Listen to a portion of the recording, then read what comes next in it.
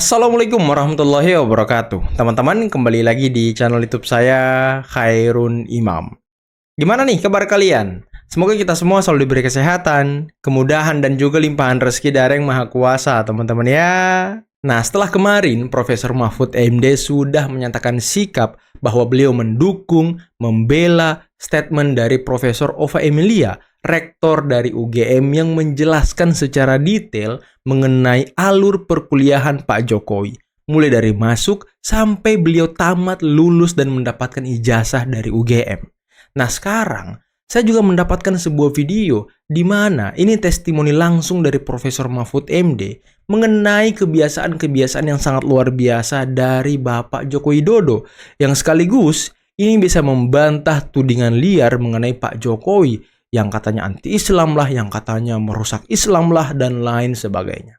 Selain itu, saya juga punya tayangan di mana salah satu pakar atau pengamat politik, yakni Bung Adi Praitno, serta mantan Kabareskrim Polri Bapak Ito Sumardi, membungkam omon-omon dari Roy Suryo CS. Dan ya mungkin memberikan nasihat-nasihat kepada mereka agar bisa kembali ke jalan yang benar, teman-teman. Dan lagi, ada pendiri atau salah satu pendiri Partai Demokrat yang membongkar bagaimana sikap dan perilaku SBY ketika awal dia masuk ke dalam Partai Demokrat.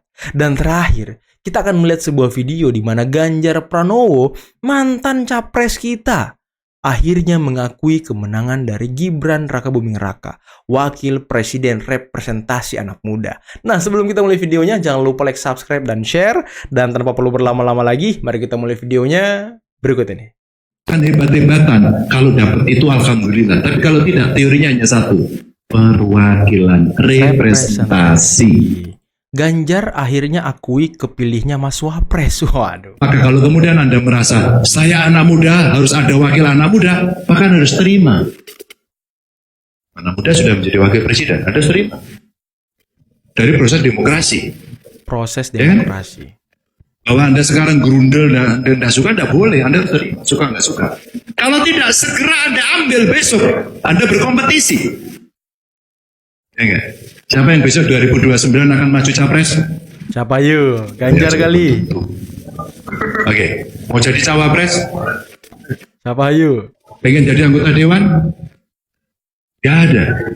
Oke, good. Lumayan. 1, 2 mas. Lumayan. Oke.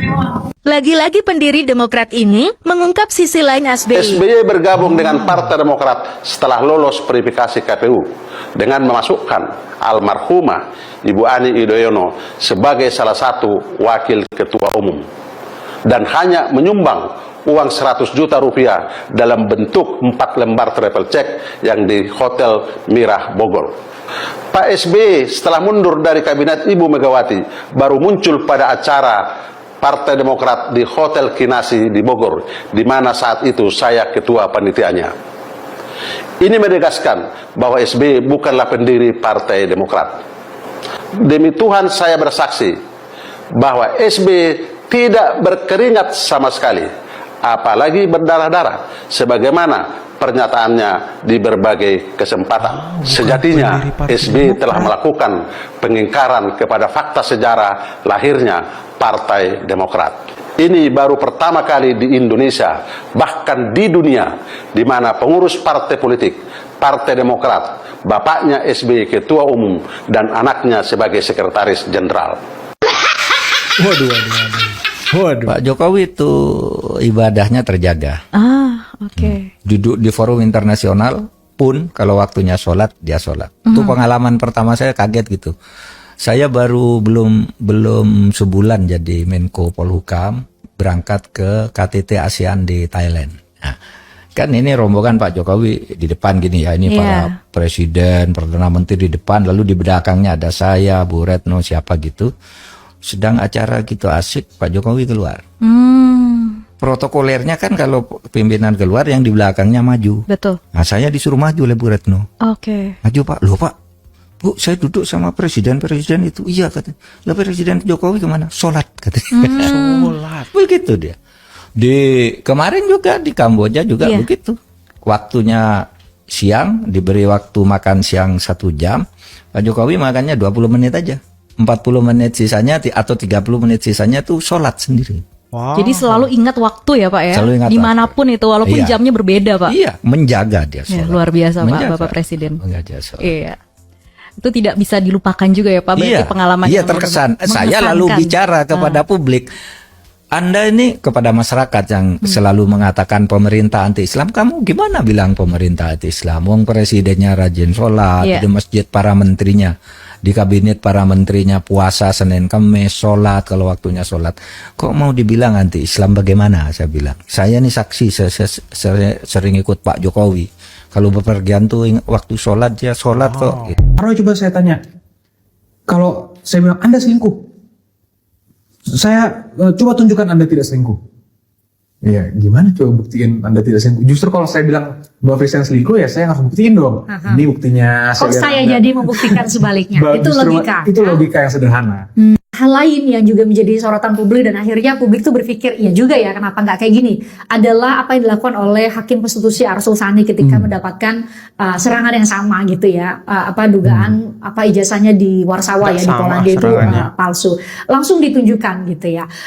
Akhirnya kan semua kalau baca komen mungkin Yakub juga kalau posting kali ya, dia komen kali ya, "Nggak elah, Pak Jokowi tunjukin aja Tunjukkan, deh ya. supaya selesai." Apa Yakub kan saya lihat intens sekali ya bersama dengan Pak Jokowi berkali-kali ke Solo dan ngobrol. Apa alasan paling logis dari seorang Joko Widodo kenapa nggak mau menunjukkan ke publik saja ini ijazah saya? Terima kasih sudah nanya ini, Mbak. Karena itu pertanyaan yang sangat tajam yang harus dan sangat relevan di topik ini menurut saya. Saya sangat menghormati Pak Arsul Sani tentunya, dan saya sangat apresiasi perilaku beliau untuk menunjukkan itu. Tapi sebenarnya dalam lubuk hati saya yang paling dalam itu peristiwanya itu saya sayangkan. Kenapa saya sayangkan? Sayangkannya itu karena kalau ini menjadi gold standard semua orang, maka ada gium ataupun teori ataupun asas yang menyatakan ia membuktikanlah yang menuduh yang harus membuktikanlah jadi tidak berlaku lagi. Ini sebenarnya yang kita takutkan, Mbak. Bayangkan semua pejabat negara, walaupun seperti Pak Arsul Sani, kembali lagi saya sangat menghormati dan saya rasa itu sangat negarawan yang beliau lakukan. Dengan timingnya juga mungkin beliau perlu melakukan itu. Tapi kalau itu sampai terjadi terus-menerus, semua orang akan jadi korban berikutnya, Mbak. Jadi ketika saya diskusi pun ini jauh sebelumnya, sebelum ada Pak Arsul Sani ini, saya diskusi dengan Pak Jokowi dan tim semua. Salah satu poinnya adalah kita mau perkara ini selesai dan Pak Jokowi tidak mau menunjukkan. Karena kita tidak mau orang bisa dipaksa oleh orang yang tidak memiliki kewenangan apapun untuk melakukan hal yang bukan merupakan kewajibannya. Karena setiap orang memiliki hak konstitusional, Mbak. Termasuk Pak Jokowi. Apa kita mau menormalisasi kalau Anda pejabat, Anda sudah siap harus melepaskan hak konstitusional? Kan tidak mungkin, kita negara hukum. Saya yakin, saya juga maklumi kalau sebagai pejabat ada beberapa hak-hak yang mungkin berubah. LKHPN harus lapor. Betul, jumlah harta dan jumlah lain-lain, harta. ya. Tapi itu semua ada peraturan perundang-undangannya kan. Sudah diatur mana. Tapi jangan sampai kita beranggapan karena sudah menjadi pejabat tidak punya hak asasi manusia. Kan Waduh. jadi ini negara apa kalau begitu? Salah Orang juga mana kalau jadi, begitu. mau jadi pejabat lagi. Itu yang mau kita jaga. Jangan sampai ada korban-korban selanjutnya yang dapat dipaksa. Anda harus tunjukkan. Dan mereka jadi menunjukkan. Bukan hanya ini menunjukkan ijazah loh. Apapun itu loh nanti. Anda coba kemarin perkara ini karena cukup banyak. Saya sudah banyak datengin diskusi-diskusi mungkin banyak contoh-contoh lucu. Terakhir di salah satu acara TV juga ada mengatakan kebetulan kontranya Pak Roy. Pak Roy, coba saya tanya, kalau saya bilang Anda selingkuh, saya coba tunjukkan Anda tidak selingkuh. Iya, gimana coba buktiin juga Anda tidak selingkuh? Justru kalau saya bilang bahwa Christian selingkuh, ya saya harus buktiin dong. Ini buktinya. Kok lihat saya Anda. jadi membuktikan sebaliknya? Itu Justru logika. Itu logika yang sederhana. Itu yang mungkin mengenai tadi menunjukkan ijazah itu yang paling fundamental Krusial, menurut kami, ya. sehingga kami rasa memang itu tidak baik menjadi contoh hukum. Itu presiden yang sangat buruk jika diteruskan. Dulu yang mempersoalkan hal yang sangat tidak produktif. Bangsa lain sudah berpikir untuk tinggal di planet lain. Betul. Elon Musk misalnya ya. Atau Eropa sudah berpikir menjadikan mobil listrik itu industri yang mereka kuasai. Kita ngomongin ijazah. Kita masih ijazah palsu. Dan Roy Suryo CS bahkan sempat ingin ya shifting the goalpost, ekspansi topik yaitu orang tua palsu. Sempat Itu kurang kekuburan orang ajar tuanya banget Pak Jokowi dan keluarga. Baik. Kemudian dengan kemampuan komunikasi dan lain sebagainya. Tapi kita bicara masalah hukum. Nah, sekarang tentunya kita serahkan kepada publik. Nah, disinilah mungkin letaknya. Kadang-kadang kan polisi juga tidak perlu harus setiap masalah kecil harus disampaikan ke publik. Nah, paling-paling ya jadi juru bicara ya saya atau Pak Susno atau Pak Arianto dengan mungkin atau Pak Ugro dengan berbagai perbedaan argumentasi. Kalau saya orang hukum, saya S1, S2, S3 hukum ya. Saya juga mantan kabar reskrim. Jadi saya kira mungkin ada pengalaman juga dari seseorang dan pengetahuan yang dia akan firm ya terhadap pendapatnya meskipun di publik tidak populer. Saya tidak butuh misalnya saya bicara sekarang publik menyampaikan saya hebat atau bahkan sebaliknya dianggap saya termul dan lain sebagainya ya. Saya lebih senang menjadi teroy aja jadi mungkin lebih enak. Publik itu pasti akan memiliki opini sendiri sesuai dengan pengetahuan yang dimiliki ataupun dengan mungkin bagaimana kita bisa menangkap pesan yang disampaikan seseorang ini benar atau tidak itu terserah publik. Tapi di sini polisi tetap harus profesional dan kita buktikan nanti dalam proses hukum ini sampai selesai. Kami ini bertiga ya, kan ada ada dua klaster. Yang kena itu adalah dikenakan pasal 32 atau 35. Pasalnya bukan untuk itu gitu loh. Jadi ini justru ada di FK, justru ada disinformasi gitu loh. Problemnya Mas Roy kan begini ceritanya. Kita bicara soal ijazah ini asli atau palsu. Ya. Tetapi kemudian kan Anda dijerat pasal berlapis-lapis. Kan kira-kira begitu. Nggak apa-apa kalau memang itu begini, benar. Kalau Anda hanya fokus pada ini ijazah asli atau palsu, tapi kemudian lihat aparat itu melihat atau orang yang menjadi korban itu melihat ini Anda melakukan fitnah kemana-mana dan berkali-kali, kira-kira begitu kan? Betul. Itu kan jadi berkepanjangan. Bang Don, itu hak dari orang yang melaporkan saya. Dalam hal ini adalah Joko Widodo. Sebetulnya saya yang meragukan di dalam kesempatan interview di sini juga ketika bicara soal ini.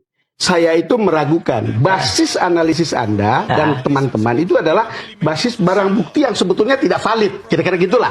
Jangan-jangan barang tidak valid, kemudian itu dinyatakan sebagai bagian untuk mengatakan sesuatu yang bahwa ijazah Pak Jokowi itu palsu gitu. Tapi berdasarkan barang yang tidak valid. Kalau yang punyanya Mabes Polri yang dipublikasikan itu kemudian kita analisis dengan 3 ijazah pembanding saja ini juga dikatakan tidak valid. Ya lucu kan? Kenapa saya harus tanya ini? Karena kebetulan dari polisi itu kan, Polda itu kan bilang mempublikkan. Tapi pasti tuduhannya, ini pasti termul jilid baru. Termul jilid baru. Ada yang diuntungkan siapa sih ini? Kalau mau jujur, yang diuntungkan itu Pak Jokowi sama Gibran. 10 bulan ini nggak ada tema lain selain Jokowi dengan Gibran, Pak.